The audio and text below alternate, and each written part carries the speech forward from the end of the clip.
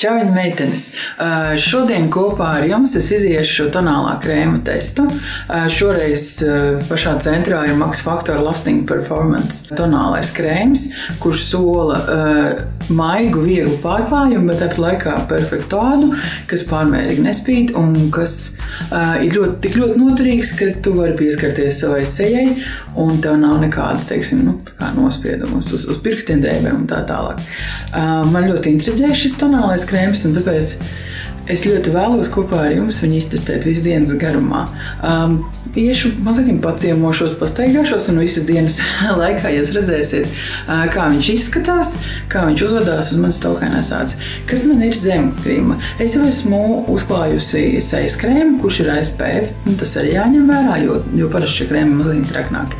Es esmu ar korektoru zemacu rajonā šeit un šeit mazliet uzlikusi un izkoriģējusi toni. Un korektors, kā vienmēr, mans ir Maybelline Anti-Age korektors. Un, lai būtu pavisam objektīvs, vienu sejas pusi uzklāšu ar Kabuki otu.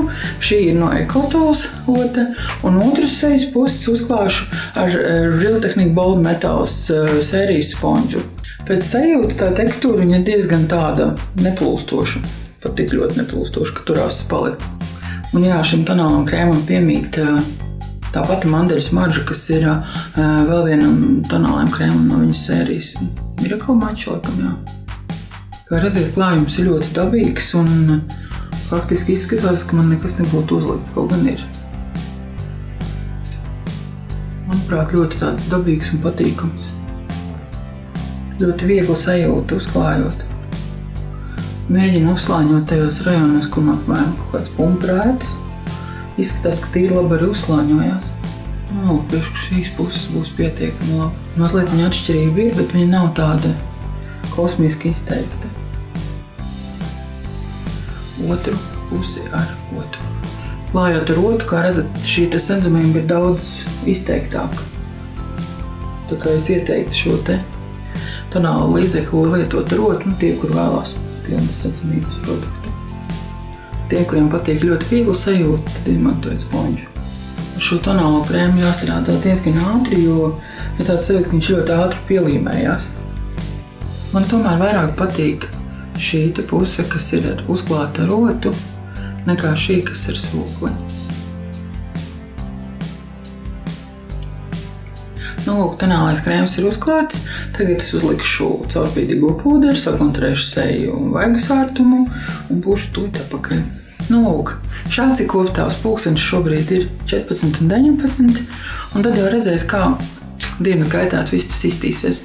Bet jau kopumā es varu teikt, ka labi sadarbojās ar visiem pārējiem sejas līdzekļiem. Tas ir ar pūderveidīgajām konsistencēm un neveido nekādus nesmukumus. Ko tiksimies dienas gaitā.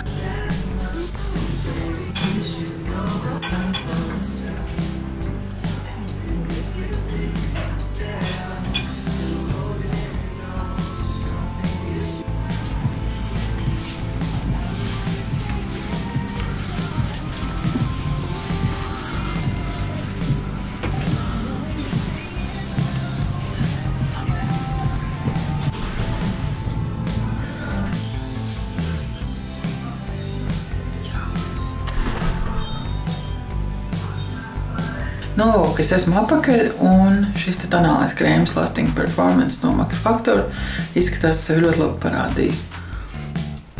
Man tiešām patīk, kā izskatās, jo tīpaši seja. Es neesmu lietojis nevienu matējušo papīrīti, ko es esmu lietojis testējot daudz citus tonālos krēmus, tāpēc es uzskatu, šis te rezultāts vienkārši superīgs. No kuriem rajoniem ir nogājis šeit no deguna bišķi nogājis. Mazliet no zoda, jo tomēr ir ziema un es biju ietirdusies šallē un drīzāk tās mehāniskās strīķēšanās. Kopumā viss izskatās labi. Abas puses izskatās vienlīdz labi, teiksim, gan tā, ko es liku ar otu, gan tā, ko es liku ar sūkli. Tā kā šeit es neredzu nekādu dižo atšķirību principā. Ja es sākumā redzēju, man patīk klājums vairāk ar otu, tad šobrīd viņš tā kā nolīdzsvarojas un abas puses ir vienlīdz foršas un dabiskas. Ko ievēroja citi? Man draudzene ievēroja, ka man galīgi nespīd seja lielāko daļu dienas, kas priekš manis tas ir kaut kas unikāls un brīnumains. Vai es ieteiktu šo tonālo krēmu citiem? Jā, 100% ieteiktu. Ja tev ir taukaina āda, vismaz izmēģini, lai saprastu, vai tev tas patīk vai nepatīk. Kas būtu jāņem vērā? Būtu jāņem vērā tas, ka Max Factor tonālajiem krēmiem ir tāda īpatnība, ka viņi mēdz palikt mazu bišķīt, tā kā tumšāk uz ādas, pēc kaut kāda brīdī nosacīt, mazliet oksidēties. Un arī viņiem ir tendence pielāgoties tuvējas ādai kopumā, un šis nav izņēmums. Lūk, es ceru, ka jums bija interesanti paskatīties šo manu testu. Ja ir kādi jautājumi vai ierosinājumi, vai jūs gribat, lai es kaut ko īpaši notestēju, lūdzu dodiet ziņu komentāros. Un te jau līdz nākamajai reizītei. Čaujiņš!